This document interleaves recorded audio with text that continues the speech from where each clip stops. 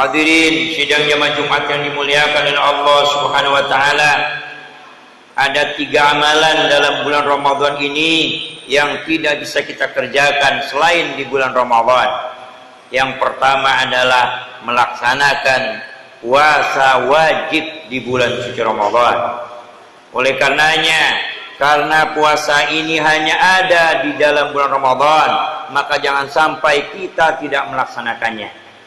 Barang siapa yang secara sengaja tidak melaksanakan puasa di bulan suci Ramadan ini, padahal dia sehat walafiat, kuat untuk menjalankan ibadah puasa, tidak sedang sakit, tidak sedang dalam perjalanan, kalau perempuan tidak sedang menyusui, tidak sedang hamil, tidak berpuasa dengan tidak ada alasan syar'i, maka berdosa.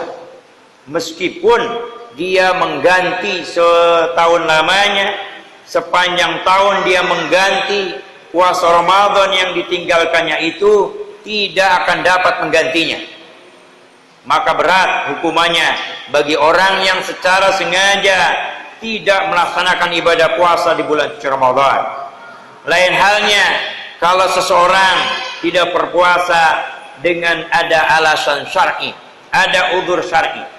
Seperti yang sudah saya sebutkan tadi, wanita hamil, wanita menyusui, sedang dalam pekerjaan, tidak kuat menjalankan ibadah puasa, pekerja berat, kepada orang tersebut boleh tidak melaksanakan puasa dan di lain waktu diganti puasanya tersebut, dan itu insya Allah tidak ada masalah. Tetapi bagi yang sengaja meninggalkannya padahal tidak ada alasan syar'i, maka Allah SWT marah besar, dan kalaupun menggantinya tidak bisa akan tergantikan meskipun dengan puasa sepanjang umurnya. Di dalam hadis riwayat Abu Ya'la dikatakan, aral Islam wa qa'iduddin thalathatun. Wilayah Islam atau pondasi agama itu ada 3. Alahinna ususul Islam, di atas 3 Islam itu didirikan. Faman tarakaha waqidatan min gunna fahuwa biha kafirun wa halalud dam. Barang siapa yang meninggalkan 1 dari 3, maka dia kafir dan halal darahnya. Salah satu dari 3 ini ditinggalkan dengan tidak ada alasan syar'i, maka orang tersebut dikatakan kafir dan halal darahnya. Halal darahnya artinya boleh dibunuh, dengan catatan sudah ada undang-undang yang dibuat oleh pemerintah. Inilah pentingnya undang-undang. Al-Quran, hadis tidak bisa dilaksanakan kalau belum ada undang-undangnya. Apalagi kalau terkait dengan masalah hukum pidana, tidak bisa dibuat, tidak bisa dilaksanakan kalau belum dibuat undang-undangnya. Maka sangat penting sekali undang-undang. Makanya hukum potong tidak bisa diterapkan di Indonesia ini karena belum ada undang-undangnya. Kalau seandainya ada undang-undangnya, hukum potong bisa dilaksanakan, hukum rajam bisa dilaksanakan, hukum jilid bisa dilaksanakan, dan itu mengurangi biaya negara. Anggaran negara akan terkurangi. Anggaran negara akan terkurangi, nggak perlu ada penjara. Nggak perlu ada penjara ketika hukum Islam ditegakkan, dan itu akan menghemat pengeluaran uang negara. Kalau sekarang orang di penjara selama 10 tahun, ini menghabiskan uang negara. Kalau seandainya 1 orang di penjara 10 tahun, 1 tahun itu biaya hidupnya adalah 3 juta, maka 3 kali 12 itu artinya 36 juta. Untuk 1 orang, negara harus mengeluarkan uang. Itu termasuk makan, termasuk tempat tinggal gratis, termasuk berobat gratis, dan lain sebagainya. Gratis semuanya orang yang di penjara. Itu baru 1 orang. Bagaimana kalau yang dihukum 10 tahun itu sebanyak 100 orang? Tinggal dikalikan. 36 juta kali 100 berarti 3,6 miliar. Pemerintah mengeluarkan uang untuk biaya itu. Itu baru 100 orang. Bagaimana dengan yang lain-lainnya yang dihukum seumur hidup dan sebagainya? Tetapi ini perlu ada undang-undang biar bisa ditegakkan. Apa yang tiga itu? Yang pertama syahadatu an la ilaha illallah. Yang pertama bersyahadat asyhadu an la ilaha illallah wa asyhadu anna muhammadar rasulullah. Kalau orang tersebut sudah mengatakan syahadat asyhadu an la ilaha illallah wa asyhadu anna muhammadar rasulullah, maka orang tersebut harus melaksanakan apa yang Allah perintahkan, harus meninggalkan apa yang Allah larang. Ini bisa dikenakan sanksi, dihukumi kafir dan boleh dibunuh. Sekali lagi kalau ada undang-undang. Yang kedua, wa aqimus sholat, mendirikan sholat. Orang yang tidak mendirikan sholat secara sengaja, sudah diingatkan berkali-kali baik secara lisan maupun secara tulis, kalau sudah ada undang-undangnya, ini bisa dikenakan hukum kafir dan boleh dibunuh. Yang ketiga adalah wasaumi fi Ramadan, berpuasa pada bulan suci Ramadan. Boleh dibunuh kalau seandainya dia secara sengaja meninggalkannya. Sekali lagi, kalau sudah ada undang-undangnya. Kalau belum ada undang-undangnya, ada orang yang melaksanakan hukum bunuh, maka orang tersebut akan dikenakan sanksi hukum juga. Hadirin sidang jamaah Jumat yang dimuliakan oleh Allah SWT, itu yang pertama, amalan yang tidak bisa kita kerjakan di bulan lain, hanya di bulan Ramadan, yaitu berpuasa wajib, puasa Ramadan. Yang kedua, sholat sunat tarawih. Sholat sunat tarawih hanya ada pada bulan Ramadan. Pada bulan-bulan yang lainnya, pada 11 bulan ke depan, tidak ada lagi disyariatkan sholat sunat tarawih, hanya ada pada bulan Ramadan. Oleh karenanya, jangan sampai kita ketinggalan melaksanakan sholat sunat tarawih meskipun satu malam. Kalau kita tidak sempat sholat berjamaah di masjid, boleh dilakukan di rumah. Jangan sampai kita tinggalkan. Rugi kalau kita meninggalkan sholat tarawih. Kenapa rugi? Karena tidak bisa mengganti di bulan yang lain. Kalau sholat duha kita tinggalkan, masih ada bulan-bulan yang lain kita melaksanakannya. Sholat tahajud, sholat duha, sholat witir, sholat tasbih, sholat apapun namanya, bisa kita kerjakan pada bulan-bulan yang lainnya. Tetapi ketika sholat tarawih kita tinggalkan, maka kita tidak bisa melaksanakannya di bulan lain, tidak bisa mengqadhanya di bulan lain. Maka rugi bagi orang yang tidak melaksanakan sholat sunat tarawih. Dan tidak hanya sekedar rugi, karena di bulan Ramadan ini orang biasanya semangat beribadah. Kalau ada orang yang tidak semangat beribadah di bulan suci Ramadan, apalagi di bulan lainnya, akan bertambah malas. Karena tidak ada seorang pun yang bisa mengungguli ibadahnya di bulan Ramadan. Tidak ada satu orang pun yang tidak bisa mengungguli ibadahnya di bulan suci Ramadan, termasuk Rasulullah SAW. Gak ada yang bisa mengungguli ibadah di bulan suci Ramadan. Maka alangkah ruginya kalau begitu masuk bulan suci Ramadan, kita santai-santai saja beribadah.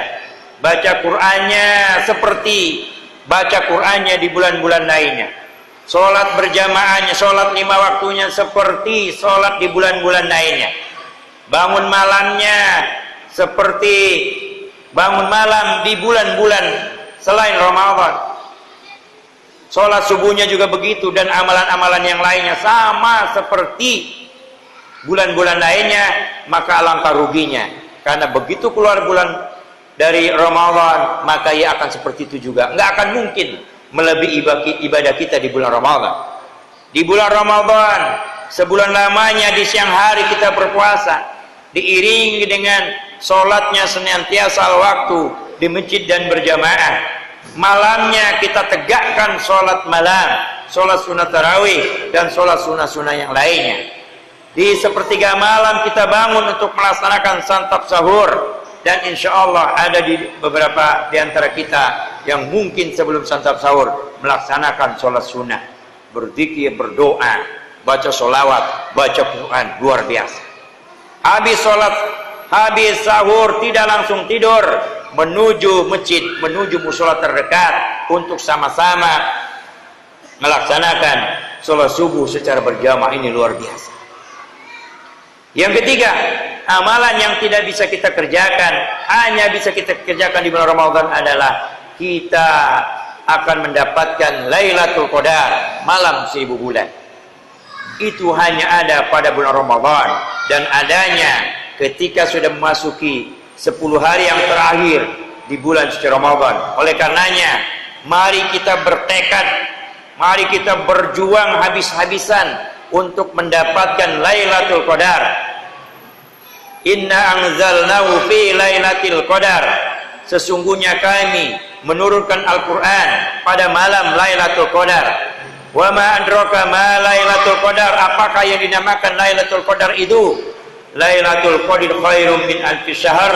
Lailatul Qadar adalah lebih baik daripada 1000 bulan. Artinya, ketika kita ditakdirkan oleh Allah Subhanahu wa taala bertemu dengan Lailatul Qadar, maka kita dianggap sudah beribadah selama 1000 tahun. Selama 1000 tahun.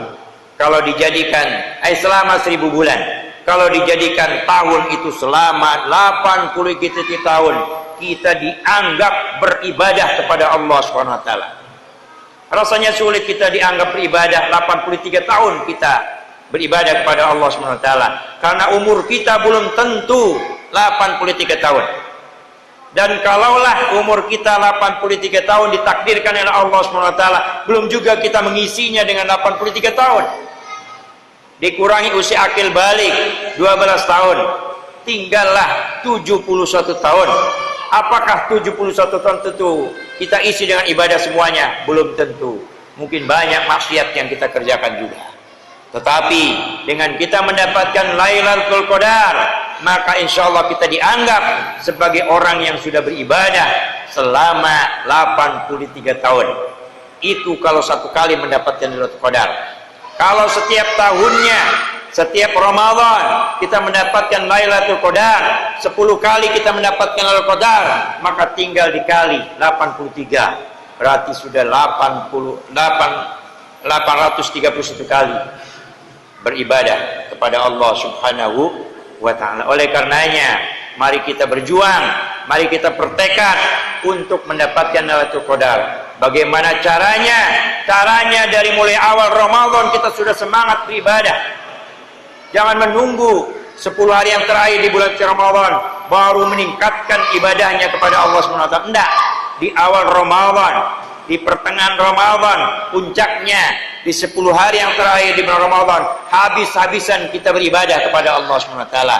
Maka di 10 hari yang terakhir disyariatkan oleh Rasulullah SAW untuk iktikaf di dalam masjid. Hanya orang-orang yang iktikaf saja yang mendapatkan Lailatul Qadar. Yang enggak iktikaf tidak dapat Lailatul Qadar. Kenapa demikian? Karena yang iktikaf saja belum tentu mendapatkan Lailatul Qadar, apalagi yang tidak iktikaf. Maka kita programkan, kita agendakan di 10 hari yang terakhir ini kita jangan sampai tidak iktikaf di masjid. Karena salah satu syarat mendapatkan Lailatul Qadar adalah harus iktikaf di masjid.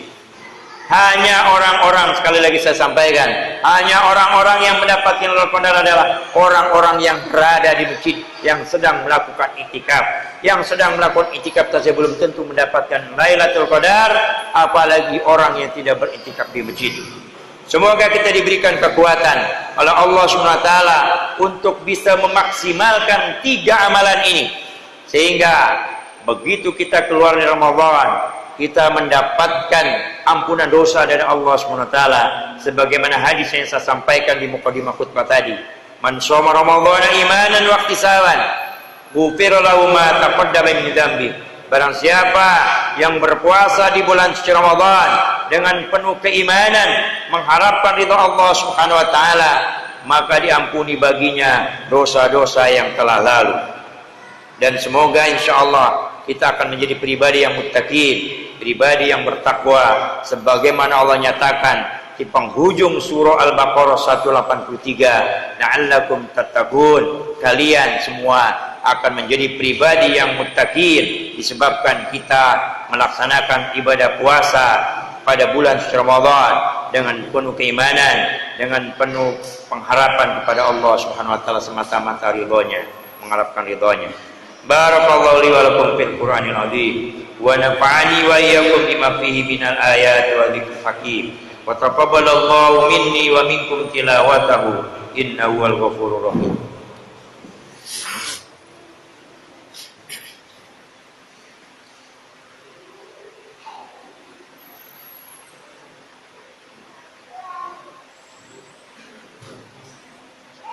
Alhamdulillah, alhamdulillahilladzi khalaqal mauta wal hayata liyabluwakum ayyukum ahsanu amala wa huwal azizul ghafur. Asyhadu an la ilaha illallah wahdahu la syarika lah wa asyhadu anna sayyidana Muhammadan abduhu wa rasuluhu la nabiyya ba'dah. Allahumma shalli ala sayyidina Muhammadin wa ala alihi wa ashabihi ajma'in wa man tabi'ahum bi ihsanin ila yaumiddin. Ayyuhal hadirun, ittaqullah mastata'tum wajtanibuhu la'allakum tuflihun. Innallaha wa malaikatahu yusholluna 'alan nabi ya ayyuhalladzina amanu shallu 'alaihi wa sallimu taslima.